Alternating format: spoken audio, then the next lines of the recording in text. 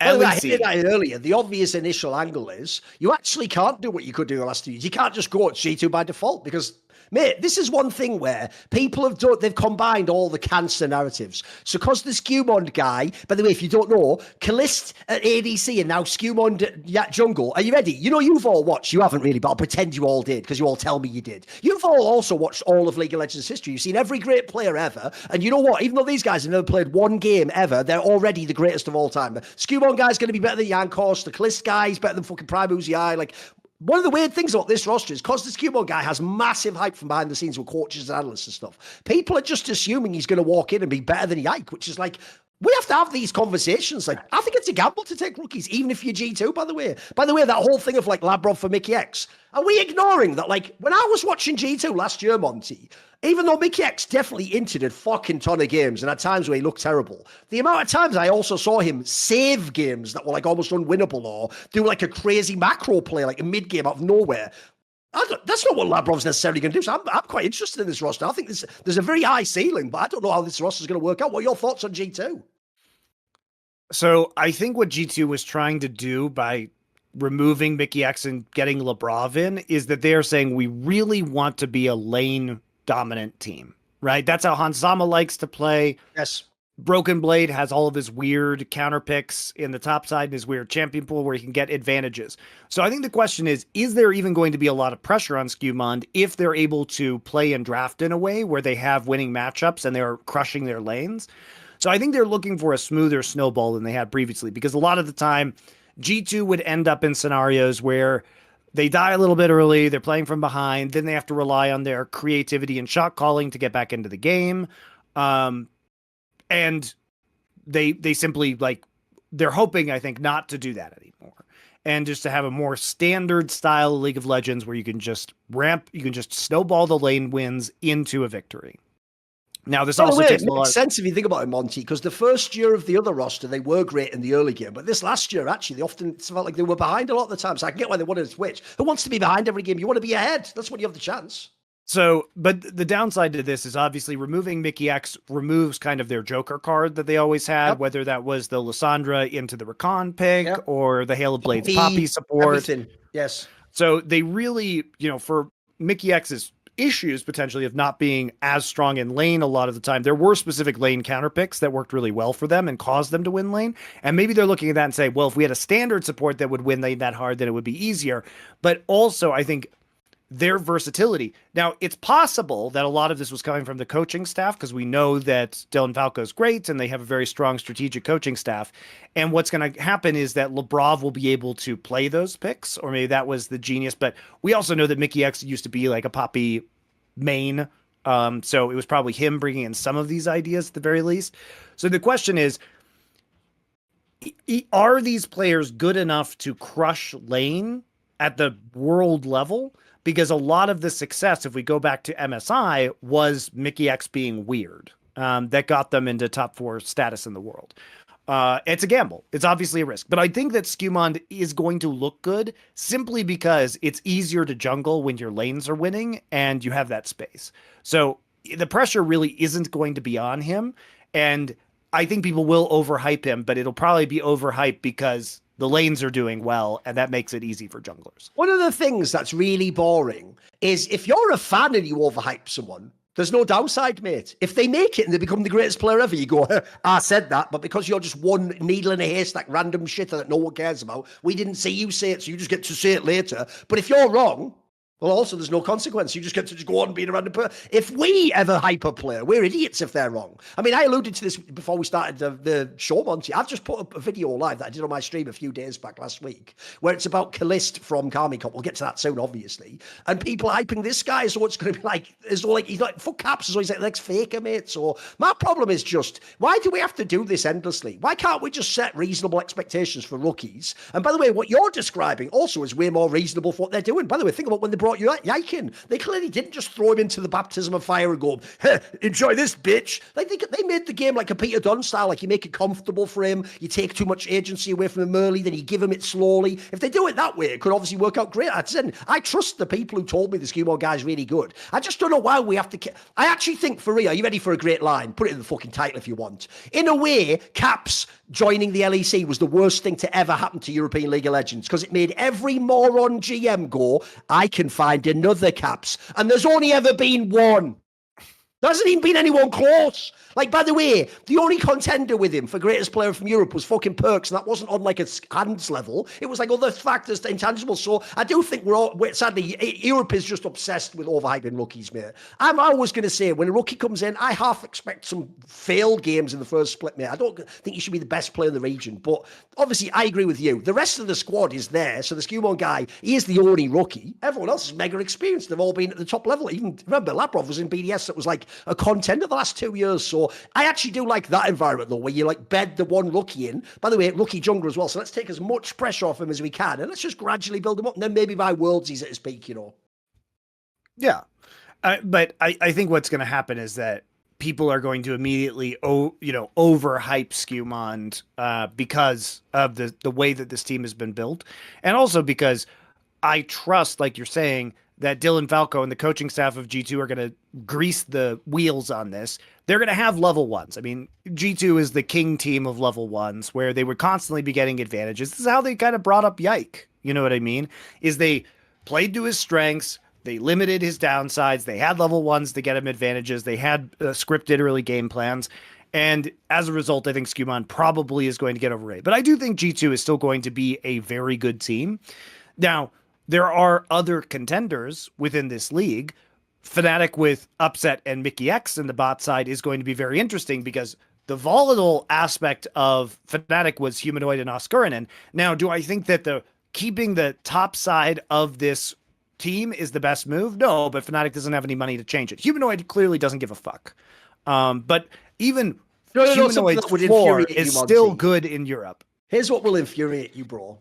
Every single person publicly who I talk to about Humanoid Razork still to this day denies that is even a thing, that him and Razork didn't have like amazing synergy. And they're just like, it's just a Reddit narrative. They just don't believe. People in Fnatic, they just don't believe it's real, mate. They're just committed to that. Which is why we're now going into, what is this, like the 4th year in a row of these people playing together or something fucking bonkers like that. Like, okay. Well, they just can't get out of the contract. Really good. True. They just can't get out of the contract. And that's the nature of it. I don't think you willingly engage in this because if you were Fnatic, would you rather have JoJo? Yes. In my mind. Despite all the issues that came up with JoJo on Cloud9, him being on Mad Lions, like there are ways that I think Fnatic could have upgraded this roster. Probably would they have rather had Larson? There's another one. But Humanoid at this point is such a known quantity on the domestic international stage that I think they're thinking, well, we don't have to make any changes because we're still going to be top 3 and we've got Upset and Mickey X right now. But, honestly, Thorin, I'm concerned because Mickey X didn't have the strongest performance last year, even though he was deservedly the MVP in 2023 of the LEC. He was really struggling in summer. And this roster, it's a roller coaster. Upset's been good. Upset's been bad. Mickey X been good. Mickey X has been bad. Oscarinen's been good. Oscarinen's been bad. This is very volatile, potentially, in terms of results. It is, but the obviously the exciting part is if you imagine if everyone knocks it out of the park, it could be a really fucking it could be the champion. Yeah, it actually could be. And even the grabs part I find interesting. Again, this is someone where I want someone like that to be dealing with massive personalities like Upset, Humanoid, and Razor. Yeah, of course. So I think, and also think about this. Not only did Upset, people forget this, he was in the Fnatic that had Humanoid and Razor when they made that super team back in 2022. But then also, if you think about all those stories, Upset was supposed to join G2 and play with Mickey X like 2 times or something in history at this point. It just never happened. So this is one of those ones where, as far as I know, those 2 players wanted to play together at some point, Monty. I think they actually respect each other. I think they're both good players, etc. So I think it's a very interesting prospect, especially because, remember, Upset has never won the LEC. This is a real chance to do it. Yeah. I will now let you go off on your Callista Karmine Corp rant. Right. Basically, here's the problem. If you want to evaluate the actual game part, this is a slam dunk. Like, again, based on all the people I know, I've only watched a few games of this guy in the LPL Masters. If you go and listen to the coaches and stuff, they do say this guy is like an incredible talent. He will be one of the better LEC players. By the way, he's French, so it's obviously if you Karmine Corp, you'd want him. He was already coming through anyway. So I get all that. My problem is, it's already being presented. So why I made a video I published today. And it's called "He's already the most overhyped player in esports." I didn't even say in League of Legends because they've already done an article where it's not just for Karmine Corp fans. They did an article in L'Equipe magazine in France, like a mainstream sports magazine, the equivalent to, I don't like ESPN or something. I guess I don't even know if they have a magazine in America. I don't know what the Slam magazine in basketball or something, if you want a modern sports analogy. And this article titled it The Little Prince of Esports and billed this guy, Monty, as though he was the greatest prodigy of all time. They were even saying shit like, at only 18 years old, he is the prodigy of French esports. By the way, as I say in my video, do you know why that's even such a whack hack line? Because first thing you've done there, Monty, is imply being 18 is crazy. Faker won Worlds when he was 17 years old, by the way. So what are we even doing there? If you don't know, Zewa was the best player in all of Counter-Strike when he was 18 years old. Also, if you're going to talk about French prodigies, Zewa only just came along now. Like, this guy hasn't even played one LEC game yet, and you've already hailed him, not even just as like a good LEC. You've made him the prince of esports. Bro, esports, as in like, I assume Faker's your king, and right behind him in the lineage isn't, Chovy, fucking Knight, no, right behind him's a guy who's never played a major region game ever. What? And here's the thing, Monty, I said this earlier. Oh, don't worry, mate. I can't win when I do this, mate. Because if he turns out to be shit, they'll all go, well, we were just hyping him because he's French, he's a rookie. But if he turns out to be good, they'll say, I just said he's bad.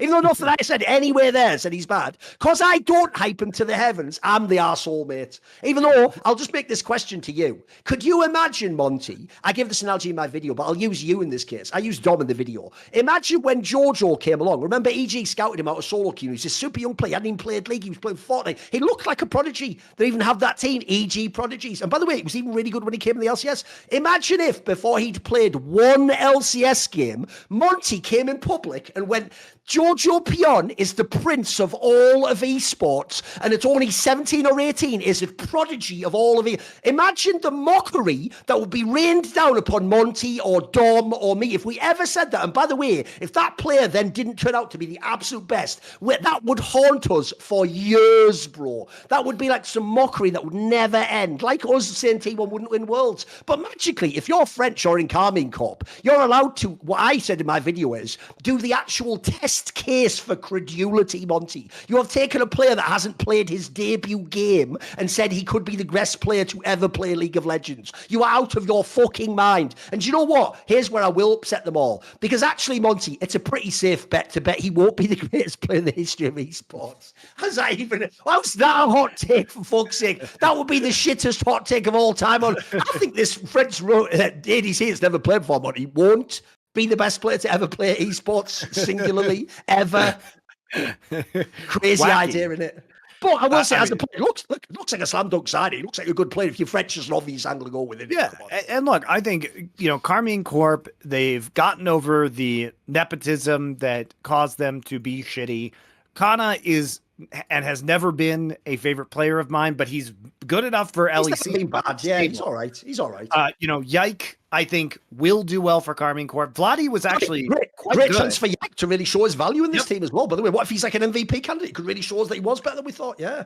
The question is Targamas, because he was a mute and wasn't contributing to shot calling. And the question for Karmine Corp becomes, who is doing the shot calling on this roster? Kana, the Korean guy, Yike, the guy who definitely wasn't doing the shot calling on G2, Vladdy, the new guy, Callista, a pure rookie, or Targamas, the guy who doesn't talk. There's a real question there about how they coordinate, because that was the main problem with Karmine Corp. And even though they looked better with this roster, it's a lot of young or foreign players. By the way, Monty, I'll always mention this whenever possible. It's my favorite piece of trivia in Western League of Legends. One of the weirdest details of all time is that Yike is only 1 year younger than Caps. Because he just came in quite late, if people don't know. He is actually like 24 years old. It's just he's inexperienced, isn't he? But yeah, it's wild, isn't it? You think that's not in your brain, you even look at he looks like he's 19-year-old, doesn't he? It's wild, isn't it? So, yeah, I think Karmine Corp will obviously be better. I mean, anything would be better. We're going to rank them, though. What would you say on this one? If we're putting, we're assuming G2 and Fnatic are the top two, right? Where would they be for you on this list? Because I'm scared about this roster, actually. I don't think most of the players are bad. The Targamas one scares the fuck out of me. I'm amazed they kept the same coach as well, by the way. That's an interesting angle. If I look at Karmine Corp here, I'm thinking more like fifth or sixth or something. Fourth or fifth, I think. You'll for me. Fourth? Okay. So the problem is you have to actually rank somebody higher.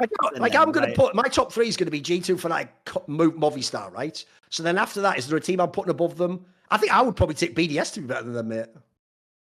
I think BDS's roster is interesting. I don't know enough about Paris as a player from the support role, but they kept, Ice I thought was really like low-key very good last split. They got Irrelevant over Adam. That's an upgrade, by the way. Here's the most underrated angle of the whole team, Monty. Everyone looks at the 113 guy and they go, I remember that guy in Astralis. He was the Karmine Corp jungler when Striker worked in Karmine Corp when they had the LFL team and when they had Reckless. And I can tell you, Striker thinks highly of this 113 player and has like a read on him. So I actually think that's even like an underrated move. I kind of like that pickup in some ways. It's also that BDS has been very successful at being more than the sum of their parts because of the coaching. So I mean, I don't know the Paris player, but I think everyone else looks solid on this team. This could be a good. I just trust BDS at this point in time. Yes. I don't trust them to win the league, but I do trust them to like put together a solid regular season and get a high playoff seed. And I'm just thinking of this, Monty. Think how well coached they were around objectives and team fights. That was with stupid Adam doing all that like non-stop pushing. Bro, the Irrelevant guy is a coach's dream top laner. This team could just be a really good squad. Like as in like, again, more than the sum of the parts, not just the name value, just an actual squad that plays together. I think the Irrelevant guy, by the way, is like the sleeper pickup of the season. I thought he was going to be in like a Fnatic or something, mate. I thought all the teams would go crazy, but BDS, it seems like got him just nailed down super early on. And he like, the rumors were already during Worlds that this guy was going. So I think they've killed it by getting him. I think he's mega. Yeah, and Koi's coming back, and we saw a lot of the issues with Koi when they played internationally, but Frescowi was terrible. Jojo Pian is the obvious weak point. Yeah, Jojo Pian is, even in a diminished state, going to be a massive upgrade. Is Mirwin the guy in top lane? I don't even think Jojo was ever actually bad in Cloud9. For me, he just needed someone. Remember, bro, he had Inspired before. He needed someone to sort of be the brains and the shot caller. Isn't that exactly what the doctor ordered with El Yoya? First of all, if you're El Yoya, you just upgraded from fucking Frescovi to fucking Jojo. And if you're Jojo, you just got like another Inspired, like a guy who literally not only has an idea of what he wants to do, you must do what he wants, Monty. That's even better. Just do what he says. Just do what this guy says. The best games for Mad Lions last year was when they were just playing around El Yoya in the early game. It's like he's playing Xin Zhao, he's going in, no one else do anything unless El Yoya is there. Is it a very binary play style? Sure. Did it work because El Yoya is super fucking good? Yes. And it's clear that he was calling the shots. It's clear that they had the discipline to say, if El Yoya's not here, we're not doing anything. El Yoya is the tip of the spear. Everybody is going in when El Yoya goes in. And those early games where he managed to get those leads were the best games, I think, for Mad Lions. And so that makes me excited to see what happens with Jojo Pian. Because if Jojo Pian, as you point out, can follow, that's the most important thing. Will they be internationally competitive? Probably not. Like, Mirwin's funny shit was able to upset G2, but I don't think it's going to be good internationally.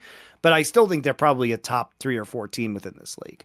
There's going to be a lot of teams that, like, frankly, I just don't know enough because of these players are coming from the ERL, like Vitality. I'm going to disagree on that one, mate. That's one. Listen, it'll shock people because people are morons. I actually think the MDK team is like the sleeper, mate. Because I look at that roster, I thought Frescovi was clearly the worst player on that roster. Like, remember, he also played mid lane, for fuck's sake, and he's not even Spanish. So it was like, why is this guy here? It's like that shit meme, where the fucking polar bears in like Arlington, Texas. Like, what is polar bear doing here? That was like Frescovi in that team. It's like, why is he here, mate? But then if you take him out and you remember what they did have last year, the Merwin guy is this like weird coin flippy top laner, but who plays weird things in the draft that gives you angles. I think El Yoya is just still good. He's just clearly a very demanding player. And as you say, he demanded to play to his style. And then you look at their bot lane, actually by the end of the year, it depends on which splits, each of them had times they were very good players. Like, you know what, the super guy, it might sound mad, but I actually sort of see now why he was so arrogant. He was good at Worlds. I thought actually when the team would play badly, he sometimes played well. And Alvaro, if you remember when they first came in the league, looked amazing out the gate, mate. He looked really good at the beginning, really good at the end of the LEC circuit. So I think actually on paper, the roster looks good. Remember, they got the same coach, who was the coach with a bunch of them in the RLs. I think if you bring in Jojo and he actually listens and he plays mechanically like how I think he can, I think this team could be right there with like the Fnatic challenging G2. Like this could be like the second or third team for me. Also, shout out to the fact that Caps is a week older than Frescowi. That's another good one. Exactly. That's why it's so They're actually just a week apart. These people are bringing like 24-year-old never were players and going, is this up and coming young talent is entering the LEC to be the next? He's not only not the next Caps, he never was Caps, you moron. Player. I can't. That guy sold his soul, bro, in that very first playoff run they had. He was having like the one random game where he would suddenly be good on like Ari or some shit, like out of nowhere, exactly the right time. Like, I think that is one of the craziest finals runs I've ever seen, that team. It's so stupid. That team had no business being in the finals. But this year, they actually look legit to me. I think it's funny because all the fans hate me, but I actually think I'm going to enjoy this team this year. It looks like one of the ones I'm into, mate. Yeah, look, I'm not going to, like I said, I'm not going to comment on some of the more ERL teams like Heretics or Vitality. Is the obvious one you can't know because you just have to know that all those players when I don't know any of them. Vitality too. Giant X could be interesting. Jackie's is actually, I think, showed some flashes of promise. Noah and Jun being on this roster, I think, gives them a solid bot lane. When it comes to SK, I think they clearly downgraded. I'm not too excited about their performance.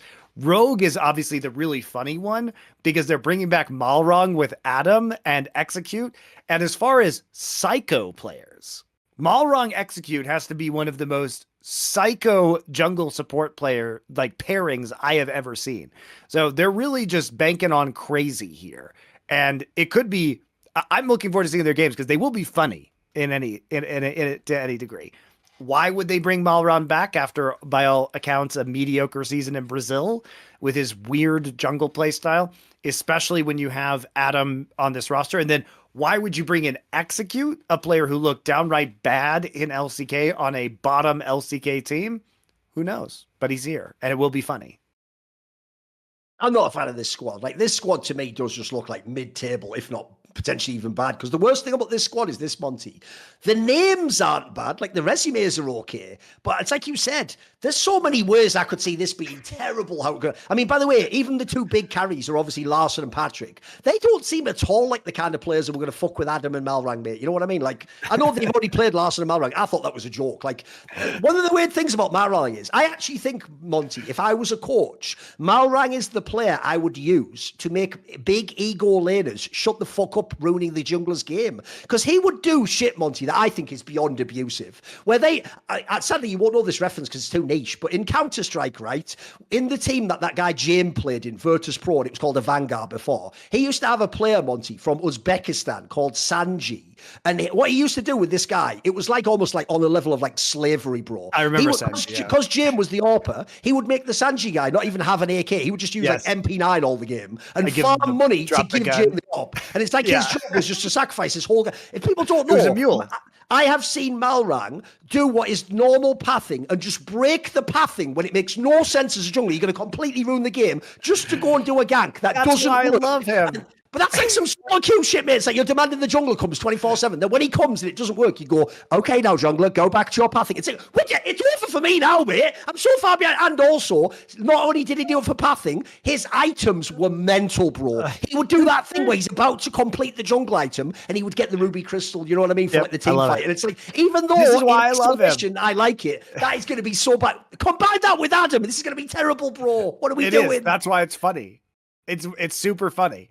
I mean, I love Malrong because he would just go into top lane and sit there in the closest brush to the turret, and he would just, Odoamne would be standing there, and then there would just be a slow push going towards Odoamne, and he would sit there for like a minute and a half while the slow push. It's like, surprise, Malrong's in the bush. And they get the kill, but the top laner's like, why the fuck was that guy in there for like a minute and a half? Yeah, that's the funny part. That's the great part about Malrong. Look, I have a soft spot for Malrong, not because I think he's good, but because I do love watching him play. And this roster is super funny. I've always said he's one of those players, Monty, where I say it as a backhanded compliment, and it is a compliment. I think he's one of those players who should just play in the LPL, mate. You're just made for that league, you know what I mean? If you're like Malrang, Summit, mate, just go to the LPL already. That league was made for you to do your bullshit, you know? The other leagues are trying to play real league with metas, and, you know, fucking established play. If you want to just be a guy who just shit with your hands, go to that league, mate. Look, but if you're going to be a bad team, at least be an entertaining bad team like this. That's true. I mean, when Rogue was bad last year, they were miserable to watch. Now they're fun to watch. Yes. No, by the way, remember, obviously, I was watching the games, I'm a Larson fan, but those were some bad games, mate. Like, that wasn't even interesting. You didn't even get the sweat of, like, they're in the game. They'll just be behind and gradually just bleed out and lose the game. It was shit. It was shit. Yeah. So Giant X is probably going to be, they have a chance to crack top 4, I think, with the roster that they've got.